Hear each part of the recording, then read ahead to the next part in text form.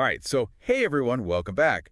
We're diving deep today, get this, into the world of malapropism. Malapropism. Yeah.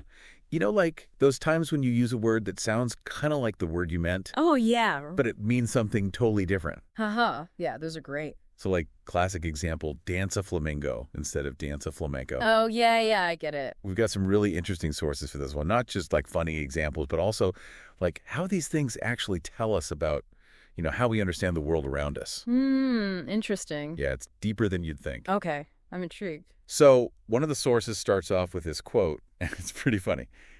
Canada is nothing more than a few acres of snow. Wait, what? I know, right? Obviously, Canada's huge EE. Yeah. But it's kind of hilarious to picture it as just this, like, tiny little snowdrift. Okay, yeah, I see that. Now, the funny thing is, the source says this quote is from Voltaire, Voltaire, wow, okay. like the 18th century French writer. Oh, right. Super smart guy, known for his wit and all that. Yeah, he was pretty sharp. Exactly. So, like, maybe he was being sarcastic, exaggerating on purpose to make a point. Could be. He was big on satire. Right. But it also makes you think, like, even someone as brilliant as Voltaire, maybe his view of Canada was a little, well, limited. Yeah, I see what you mean.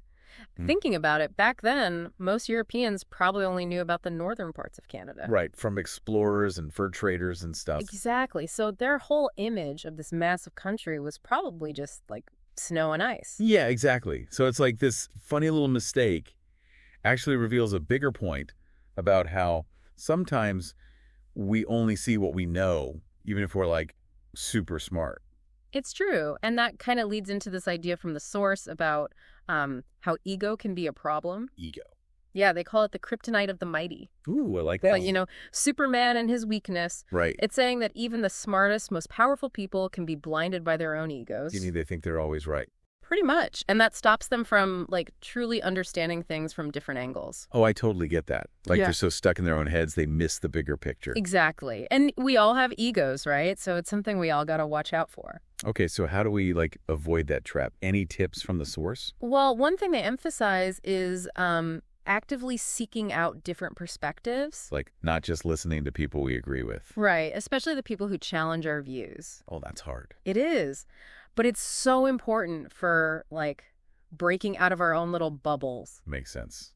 Anything else? Yeah, they also talk about being willing to question our own assumptions. Ooh, like admitting we might be wrong sometimes. Exactly. Humility goes a long way in expanding our understanding, Okay, that makes sense. So basically, stay humble, be open to new ideas, and don't let our egos get in the way. Exactly. Wow, I love how this all started with a funny word mix-up. I know, right? But it turned into this whole exploration of like how our words and our thoughts and our views of the world are all connected. Language is powerful like that. Totally. So, to wrap things up, here's a thought for everyone listening. Think back to a time when you might have used the wrong word. Oh, yeah. What might that say about how you were seeing things at that moment?